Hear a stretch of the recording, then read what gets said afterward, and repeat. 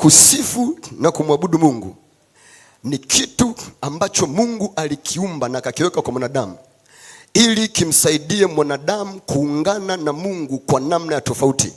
Amen. Kwa sababu Biblia inatuambia Mungu hukaa katika sifa. Si ndio? Kitabu cha Kutoka sura 25 mstari wa 8, wakati Mungu anawatoa na Waisraeli utumwani, alimwambia Musa, ukianza mstari wa kwanza, waambie Waisraeli wanitoe sadaka. Kila mtu ambaye moyo wake utampa kupenda utatoa kwake sadaka. Na sadaka yangu utakayotoa ni hii. Ile sadaka ilikuwa inaenda maalum kwa ajili ya ujenzi wa hema. Tunaelewana? Tunaelewana? Alipofika mstari wa 8 akasema, nao na wanifanyie patakatifu ili nipate kukaa kati yao.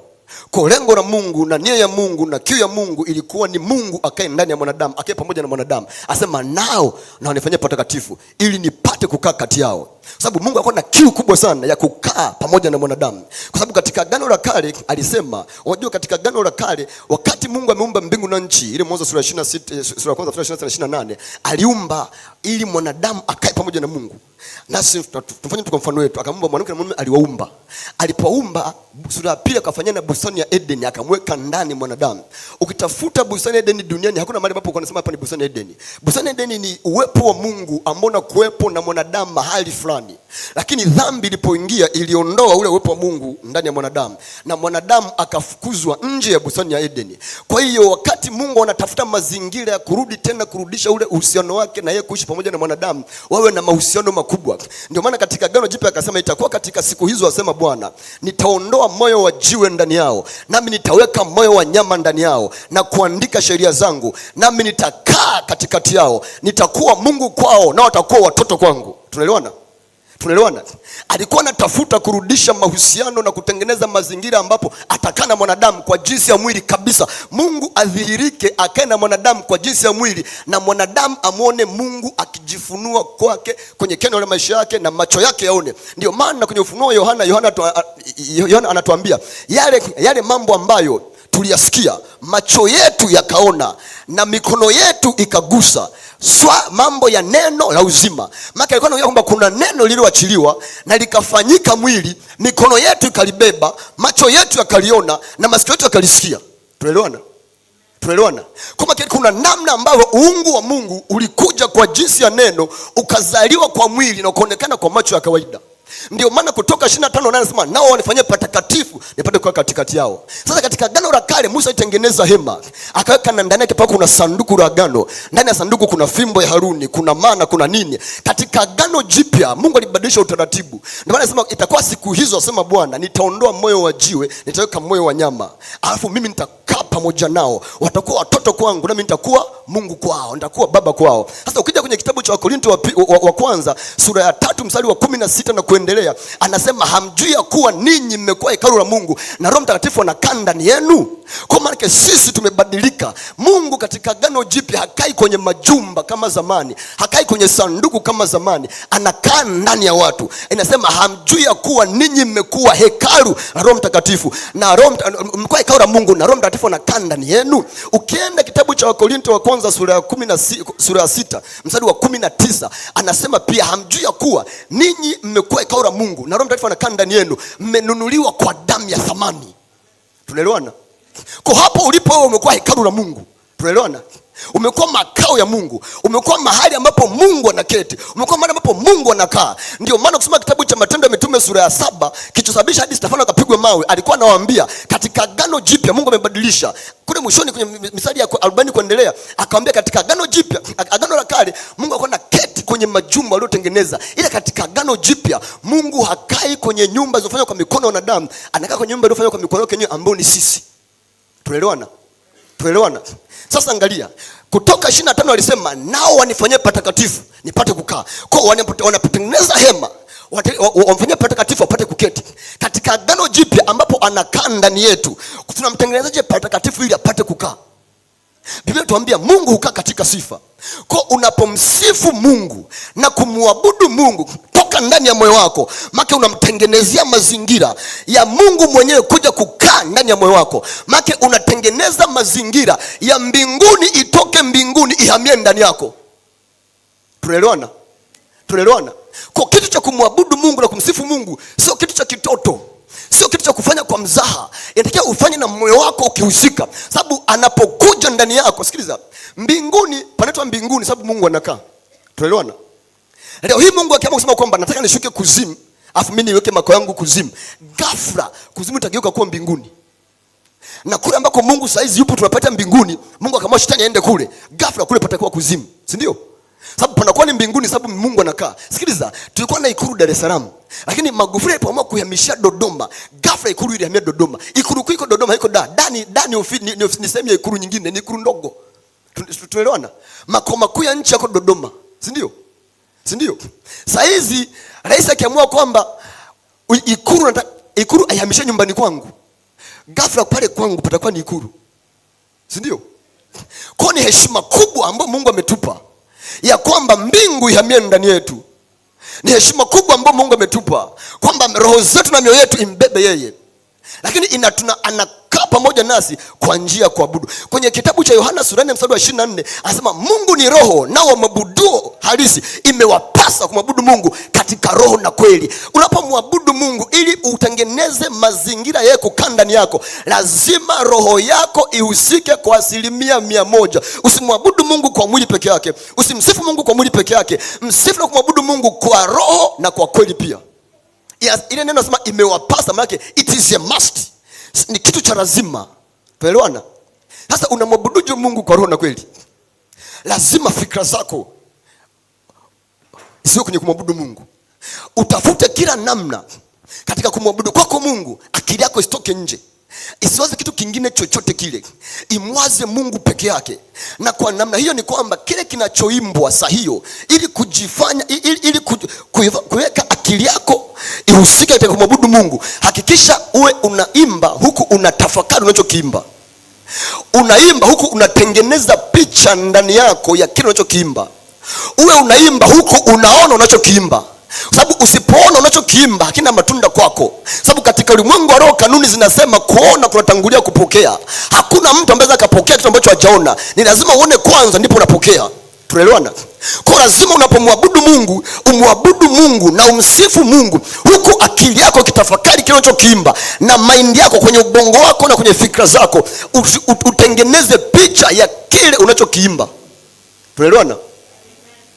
Unaposema wewe ni mkuu sana, lazima uone picha ya ule ukuu wa Mungu, ya ule ukubwa wa Mungu, ya zile nguvu za Mungu, yale matendo makuu ya Mungu. Kuna namna utengeneze picha ndani yako, sababu ukishaona unapokea, na utapokea sawa sawa na unavyoona. Kwenye Mwanzo 13 Mungu alikuwa anaongea na Ibrahim.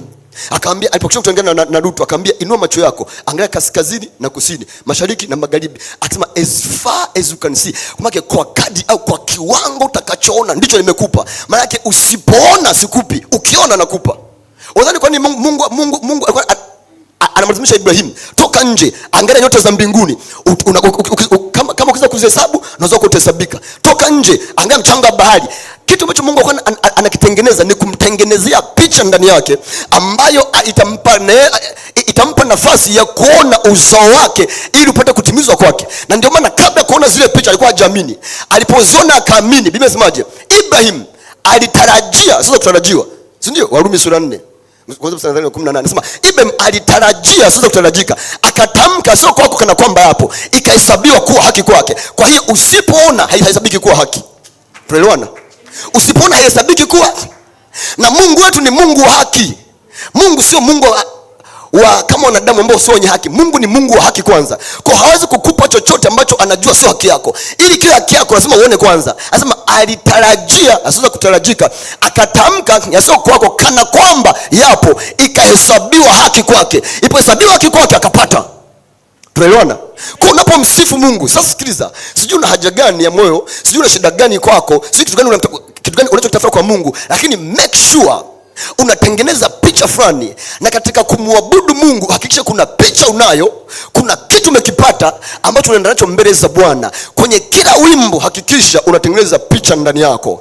Kwenye kila unachokiimba hakikisha unatafakari unachokiimba. Hicho kinakusaidia kutokupeleka akili yako nje. Sababu akili yako ikienda nje ukabaki unaimba kwa mdomo wako, unamwabudu Mungu kwa mwili sio kwa roho. Na Biblia inasemaje? Mungu ni roho, wamwabudu imepaswa kumwabudu Mungu katika roho na kweli. Usipomwabudu Mungu katika roho na kweli, ibada yako inakuwa haina matunda kwake.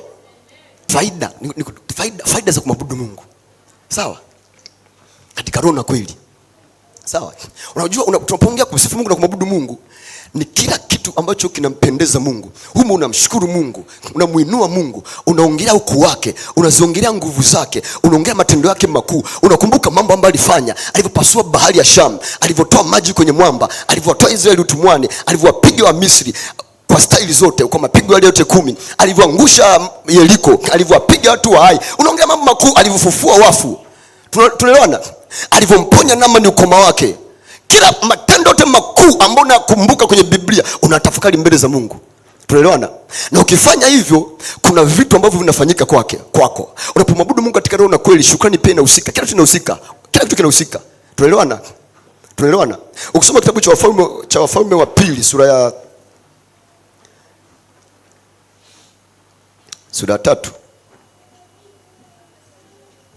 mstari wa 15. Wafalme wa pili, nadhani sijakosea. Wafalme wa pili sura ya 3 ni habari ambayo wafalme watatu wanaenda kupigana vita na mfalme wa Moabu. Walipokuwa wanapigana vita na mfalme wa Moabu, wakaenda na wanyama wao, wakatembea mwendo kwa siku kadhaa, umbali mrefu. Wakafika mahali wana kiu, wana njaa, hawana maji ya mifugo. Hawana maji kwa mifugo yao. Mfalme wa Yuda akamuuliza mfalme wa Israeli, hapana nabii hapa? Tukamuuliza, tukapata neno kwake. Akaambia, mfanyakazi mmoja akaambia, yupo Elisha alikuwa anamimina maji kwenye mikono ya Elia. Akaambia, hakika tutapata neno kwake. Wakaenda pale. Amen. Sasa hatusomi kwa sababu ya muda, ila ukitafuta kwenye Biblia imo. Wakaenda pale. Walivyoenda pale, kitu gani kilitokea? Elisha alikuwa na bifu na mfalme wa Israeli. Akamwambia, isingekuwa mfalme wa Yuda, mfalme Yehoshafati, nisingeongea neno. Asema, lakini ili niongee, asema, nitafuteni mpiga kinanda. Nitafuteni mpiga kinanda. Mpiga kinanda alivyokuja pale, alivyopiga kinanda, mbingu zikafunguka. Jamaa aka connect frequency, akapata mawimbi ya mbinguni, akasikiliza taarifa habari inasema, Mtanzania anatangaza ni saa fulani, kesho majira kama anatangaza utabiri wa hali ya hewa. Elisha akamwambia wale watu, sasa sikilizeni, chimbeni mahandaki ya kutosha tu. Hamtaona mvua, hamtaona wingu, ila mahandaki yatajaa maji na mifugo yenu itapata maji, na mtapigana vita na mtashinda, mtawashinda wa Moabu. Si ndio? Si ndio? Sikiliza, Elisha na upako wake aliokuwa nao mara mbili ya Elia hakuwa na uwezo wa kuconnect, wa kujiunganisha na mawimbi ya mbinguni mpaka kwanza. Unajua kinanda, anapoongea kinanda, usije kama alikuja tu bonyeza tu kiorera. Si ndio? Maana kuna namna ilikuja sifa na kuabudu. Tuelewana? Ilikuja sifa ikaja na kuabudu. Sawa? Au jasikiza, sasa mwingine sio lazima wimbe. Kuna beat ukilisikia linapigwa, upako unashuka. Au jasikia habari za Daudi wakati mfalme Sauli anapata mapepo yanamtesa. Akakaa.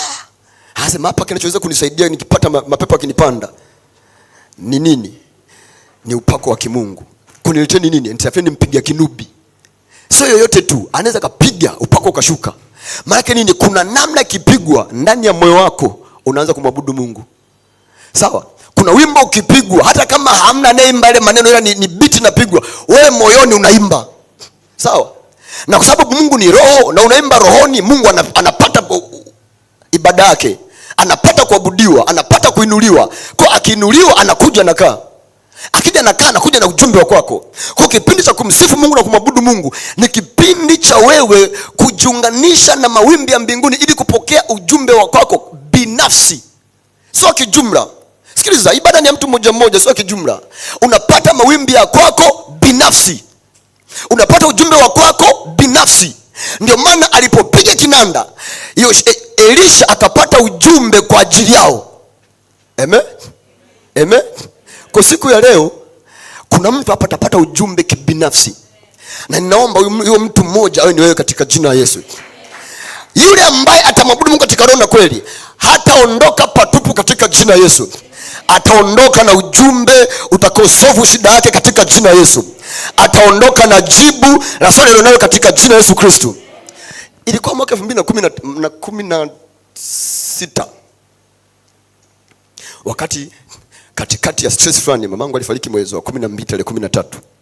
Kwa mwezi wa kwanza tulikuwa tunakusifu na kumwabudu Mungu. Ni siku chache tumetoka msibani, kwa kuna stress fulani nilikuwa nayo na nilikuwa ninaumwa kweli kweli. Lakini inapokuja swala kumsifu na kumwabudu Mungu, huwa sitakagi mchezo.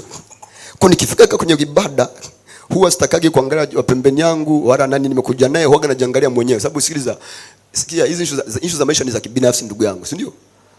Ukutana na jambo unapambana kivyako, si ndio? Hata sisi tuliooa na walioolewa, japokuwa tuko mke na mme, ila mfano ukichomwa na mwiba, mume wako atasikia kwamba ni mwili mmoja. Tunakuwa mwili mmoja katika Mungu wa kiroho, lakini kwa jinsi ya mwili tuko miili miwili, si ndio? Ndio maana uweze kugua malaria, mwingine asiugue. Sawa? Kwa nini kwenye swala la Mungu pia ni swala la roho yako binafsi na Mungu, mambo mengine ka pembeni. Kwa hiyo nikakaa nikamwabudu Mungu. Nilikuwa naumwa kipindi hicho, hata yani tumbo kama vile nimewekewa mawe, kama vile kuna kokoto tumboni. Kunyoka hivi na shindo sababu tumbo linauma. Nikamwabudu Mungu, ghafla nikasikia uhuru. Shwap. Na mpaka leo. Na mpaka tangu 2016. Ili hali sikuombewa na mtu. Sikumeza dawa, sikuenda hospitali. Ile ilikuwa kama hivi kuna kokoto tumboni. Na mpaka leo niko mzima. Na siku hiyo nadhani kuna wale ambao mshawahi kusikia nikisema hiki kitu. Nilikuwa niko katikati. Nikaona kuna jengo kubwa la mawe limezunguka minimo ndani. Na lina milango mingi, na kwenye kila mlango kuna mabaunza. Sikiliza, mtu unajua kwamba malaika ni weupe tu. Kuna malaika mabaunza. Sio kila malaika na mabawa. Hata shetani anaweza kutengeneza majini yenye mabawa na akaruka. Nikaona kwenye milango, kwenye kila mlango kuna baunza ameshika mkuki na kama vile ngao. Na mimi nimo katikati najishangaa tu. Jengo limejengwa na mawe makubwa. Nikasema sauti inaniambia, huyu ni wewe. Hivi ndivyo ulivyo. Hakuna chochote kitakachokupata unless nimekiruhusu. Na ndio maana swala la sijui kupata ajali, sijui nini, sijui kufa huoga vipo kichwani. Sababu najua hamna namna ambavyo hata shetani atafute wachawi wote dunia nzima, kama Mungu hajaruhusu hamna kitakachonipata. Sasa hiyo hainihitaji niombe au nisiombe. Yaani ndio hivyo. Tunaelewana? Ndio hivyo. Sasa tunaelewana? Na ukishaona inaweka imani kwako. Imani kwako ni ujasiri kwako. Kwa nini nimekupa mfano kwa nini? Kwa sababu unapomsifu Mungu na kumwabudu Mungu, kuna frequency unaungana nazo. Ndio maana wale kwenye redio tunaweka antena, ikikata tunapandisha antena na waya juu, si ndio? Ili kunasa mawimbi, tufike zile station tunazozitaka. Kipindi cha kumsifu na kumwabudu Mungu ni kipindi cha kuconnect frequencies za kwako. Tunaelewana? Haleluya. Bado kangapi? Bado ngapi? 5. Bado 5.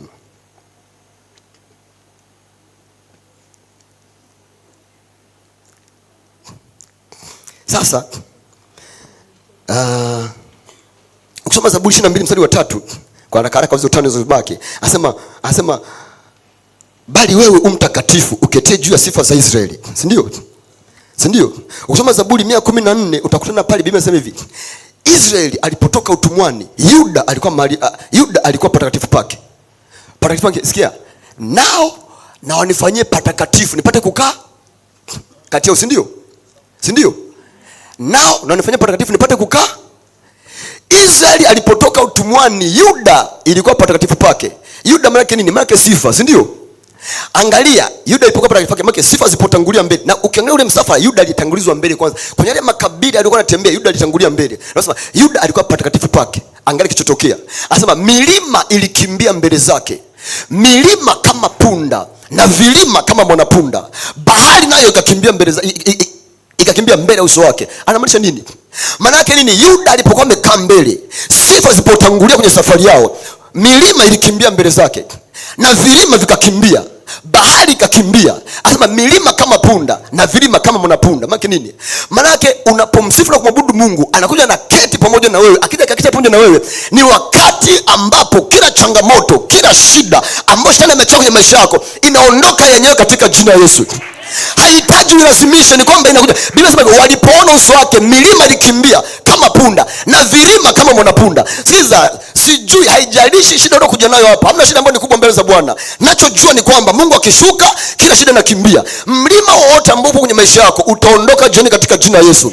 Kila mlima na kila kilima kilichoko kwenye eneo lote la maisha yako, eneo lote la maisha yako, Mungu tunapomwabudu katika roho na kweli jioni hii kitaondoka katika jina la Yesu. Haijalishi ukubwa wa bahari, utapasuka katika jina la Yesu na utavuka pakiwa nchi kavu katika jina la Yesu Kristo.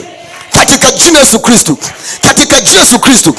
Sasa sifa inafufua vilivyokufa. Yesu alivyoenda kwenye kaburi la Lazaro kwenye Yohana sura ya 11, akifika pale semaje? Ninakushukuru Mungu mfalme wa mbingu na nchi kwa kuwa unanisikia. Na mimi najua kwamba unanisikia, lakini nimeyasema haya kwa ajili ya watu hawa. Alipoachia shukrani mbele za Bwana, akasema Lazaro toka nje. Si ndio? Si ndio? Lazaro katoka. Sijui kilichokufa kwenye maisha yako, kwenye yote ya maisha yako. Unapomwabudu katika roho na kweli jioni ya leo, kila kilichokufa kitarudi kwako katika jina la Yesu. Kitapokea uhai katika jina la Yesu. Kitapokea nguvu katika jina la Yesu.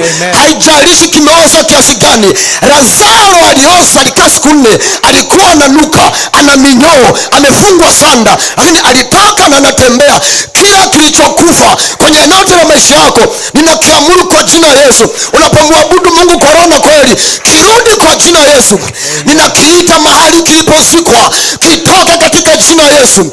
Kitoke katika jina la Yesu. Kije na kikupata katika jina la Yesu Kristo.